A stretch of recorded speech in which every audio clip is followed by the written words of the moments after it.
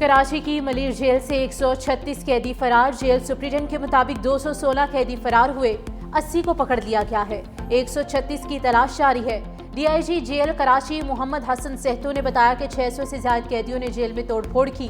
Police एहलकारों पर तशद्दुद करके असलहा छीना और फरार हो गए। इस दौरान एक कैदी हलाक, 3 जख्मी हुए। ऑपरेशन के दौरान 3 एफसी एहलकारों समेत 5 एहलकार भी जख्मी। पुलिस, रेंजर्स और एफसी ने मलिर जेल का कंट्रोल संभाल लिया। वजीर दाखिला सिंध ज़ियाउल हसन लंजार ने मीडिया से गुफ्तगू में कहा कि ऑपरेशन मुकम्मल कर लिया गया है। मलिर जेल की दीवार नहीं टूटी, कैदी जलजले से खौफजदा हुए, जेल में हालात कंट्रोल में हैं। वजीर जेल सिंध का नोटिस, सिंध पुलिस के सरबराह और डीआईजी जेल से रिपोर्ट तलब कर ली।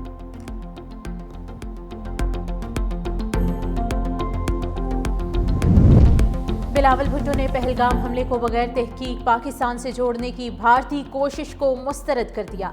न्यूयॉर्क में पाकिस्तानी पार्लिमानी वफ्द की अक़वाम मुत्तहिदा में OIC रुकन ममालिक को ब्रीफिंग। बिलावल भुट्टो ने कहा कि भारत ने झूठे इल्ज़ामात को सरहद पार हमलों का जवाब बनाया। भारतीय जारहियत ने खत्ते को गैर महफूज बना दिया। दुनिया को इस खतरनाक रुझान को मामूल बनने से रोकना होगा।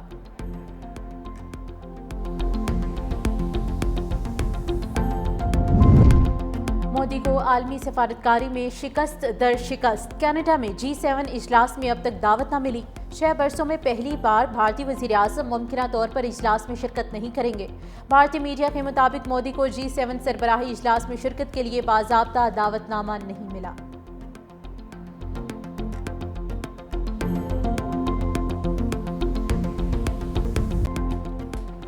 डिजिटल अदायगी पर रिलीफ, नकद खरीदारी पर तकलीफ। हुकूमत का टैक्स चोरों को पकड़ने के लिए नया जाल फेंकने का फैसला। बजट में पेट्रोल समेत हर किस्म की नकद खरीदारी पर इजाफी रकम देने की तजवीज़। पेट्रोल पंप से नकद तेल खरीदने पर ₹3 तक इजाफी वसूली की सिफारिश। ज़राए FBR के मुताबिक मैन्युफैक्चरर्स और एक्सपोर्टर्स नकद फरोख्त पर इजाफी 2% टैक्स वसूल कर सकेंगे। दुकानों पर नकद खरीदारी पर भी इजाफी टैक्स लगाने की तजवीज़। तनख्वाहदार तबके को सैलरी पर रिलीफ मामूली नौयत का होगा। नॉन फाइलर्स भी अब अपनी खैर मनाएं। आइंदा माली साल यौमिया 50,000 से ज्यादा रकम निकलवाने पर इजाफी टैक्स की तजवीज़। विद होल्डिंग टैक्स की शरह 0.6% से बढ़कर 1.2% मुतवक्के। FBR ज़राए के मुताबिक बजट में 850 cc से छोटी गाड़ियों पर सेल्स टैक्स में इजाफे का इम्कान। वफाक और सूबों के लिए सालाना तरक्याती प्रोग्राम तैयार। कौमी तरक्याती बजट के लिए 4,000 अरब रुपए से ज़ायद की रकम मुख्तस करने की सिफारिश। तरक्याती बजट में कटौतियों की सेंचुरी। हुकूमत ने वफाकी तरक्याती बजट में 100 अरब रुपए का कट लगा दिया। रवा माली साल के लिए तरक्याती बजट 1,000 अरब रुपए मुकर्रर। वफाकी वजीर मनसूबाबंदी हसन इकबाल कहते हैं निस्फ से जायद बजट कर्ज अदायगी में जाएगा। 118 से जायद मनसूबे बंद कर दिए। महदूद फंड्स में सिर्फ अहम कौमी मनसूबों को तरजीह दी जा रही है। 664 अरब इंफ्रास्ट्रक्चर के लिए रखने का तखमीना है। सोशल सेक्टर के लिए 150 अरब मुख्तस। फाटा के साबिक अजला के लिए 70 अरब रुपए रखे हैं। अगर कोई मनसूबा शामिल ना हो सका तो पेश की माजरत। हसन इकबाल ने हाथ खड़े कर दिए। मुशीर खजाना खैबर पख्तूनख्वा मुजम्मिल असलम का रद्द-ए-अमल। प्रेस कॉन्फ्रेंस में कहा पिछले दिनों वफाकी हुकूमत ने उड़ान प्रोग्राम शुरू किया। कहा गया मईशत 3,000 अरब डॉलर की बन जाएगी। इस दावे पर पूरा उतरने के लिए सालाना 9% से तरक्की करना ज़रूरी होता।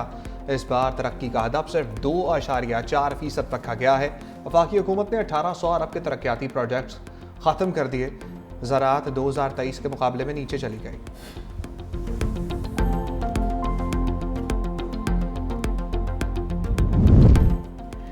सारिफिन के लिए आसान डिजिटल टैक्स रिटर्न का निज़ाम जल्द नाफिज करने का फैसला। वज़ीर आज़म शहबाज शरीफ की ज़ेर सदारत FBR के अमूर के हवाले से जायज़ा इजलास। वज़ीर आज़म का फीलेस कस्टम्स असेसमेंट सिस्टम की हालिया कारकर्दगी पर इज़हार इत्मीनान। FBR में जारी इक़दामात और इस्लाहात के लिए आलमी शहरत याफ्ता कंपनीज़ की खिदमात हासिल करने की हिदायत। कहा हालिया मुस्बत मुआशी अशारिये हुकूमती पॉलिसीज़ का दुरुस्त समत का मुंह बोलता सबूत हैं। पाकिस्तान को मुआशी तौर पर मुस्तहकम बनाने की जिद्दोजहद में हम कामयाब होंगे। पाकिस्तान एक दफ़ा फिर तरक्की की राह पर चल पड़ा। मुल्क का दिफा नाकाबिले तस्खीर। दोस्त ममालिक पाकिस्तान के साथ खड़े हैं। लीगी सदर नवाज शरीफ के लंदन मीडिया से गुफ्तगू बोले। पाकिस्तान के आवाम को माजी के मुकाबले में बहुत बेहतर रिलीफ मिल रहा है। शहबाज शरीफ मरीम नवाज के अच्छे कामों के बायस आवाम ने नून लीग को वोट दिया। अक़वाम मुत्तहिदा की करारदादों के मुताबिक मसला कश्मीर और फ़लस्तीन हल किया जाए।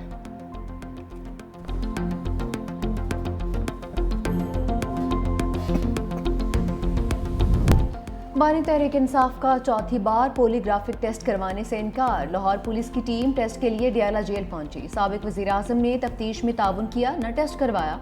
ज़राए के मुताबिक बानी लाहौर पुलिस टीम के सामने पेश ही नहीं हुए। इनकार के बायस police team photogrammetric voice matching test भी नहीं कर सकी। लाहौर पुलिस की खुसूसी टीम 4 घंटे इंतजार के बाद वापस चली गई।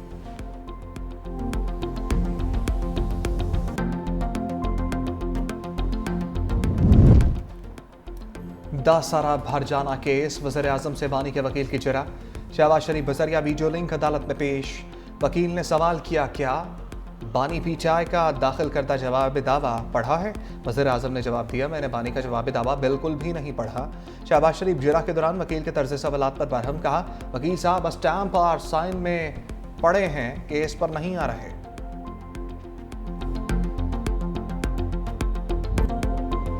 पीपी 52 सियालकोट में नून लीग की कामयाबी के बाद धांधली के इल्जामात। ओपोजिशन लीडर उमर अयूब कहते हैं बैलेट बॉक्स उठाए गए और प्रिजाइडिंग ऑफिसर फरार हो गया। पुलिस ने सरेआम ठप्पे लगाए। हम दुनिया को अपना क्या चेहरा दिखा रहे हैं। असद कैसे ने कहा कि फॉर्म 47 की असम्बली की अपनी कोई हैसियत नहीं है। ओपोजिशन लीडर को दबाव में लाने के लिए रेफरेंस लाया जा रहा है। वज़ीर इत्तलात पंजाब असमा बुखारी ने कहा कि असम्बलीवार इलेक्शन में कैदी नंबर 804 का बयानिया फेल हो गया। अवाम ने नून लीग की खिदमत को वोट दिया है।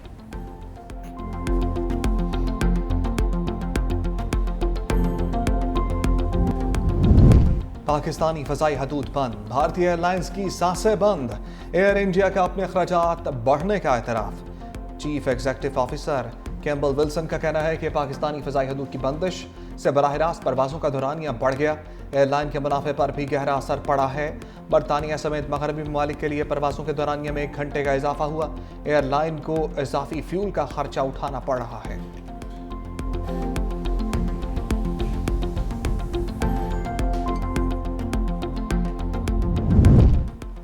मोदी सरकार पाकिस्तान के नाम से भी खौफजदा। रियासत आसाम में पाकिस्तान से हमदर्दी के इल्जाम में 81 अफराद गिरफ्तार। भारतीय मीडिया के मुताबिक गिरफ्तार अफराद ने सोशल मीडिया पर पाक भारत तनाज़े के दौरान भारत के खिलाफ और पाकिस्तान की हिमायत में पोस्ट की। एक शख्स को सिर्फ पाकिस्तान का झंडा पोस्ट करने पर गिरफ्तार किया गया।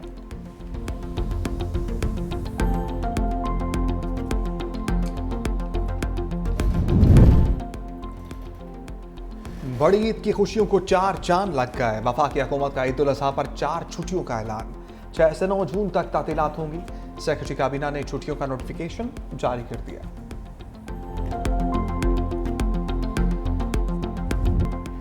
रोशनियों का शहर, जल्जलों से कांप उठा। डीएचए में जल्जले के झटके, शिद्दत 3.0, गहराई 13 किलोमीटर थी।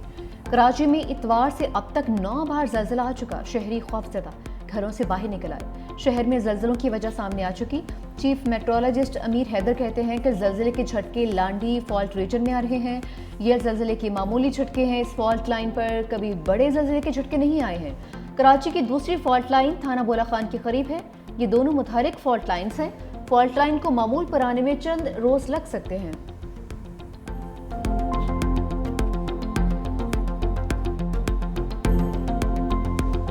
इस्तांबुल में रूस यूक्रेन मुज़ाकरात का दूसरा दौर।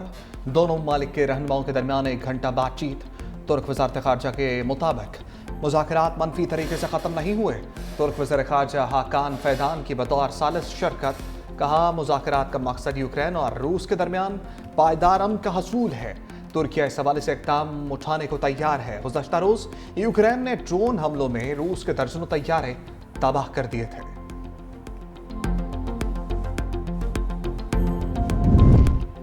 बढ़ते जंगी खतरात। बरतानिया की दिफाई हिकमत अमली में बड़ी तब्दीलियाँ। डिफेंस बजट को 2027 तक GDP के 2.5% लाने का ऐलान। जौहरी ताकत से चलने वाली सबमरीन बेड़े को 7 से बढ़ाकर 12 करने, 6 नई असलासाज फैक्ट्रियाँ कायम करने का दिया।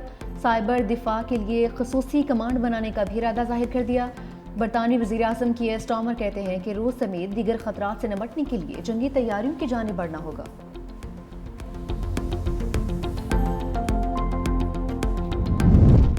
अक़वाम मुत्तहिदा, मिस्र और ईरानी हुकाम की बैठक।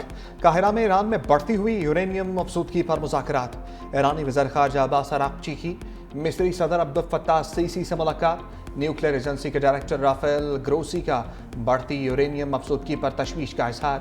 ईरान ने अक़वाम मुत्तहिदा की रिपोर्ट को सियासी करार दे दिया।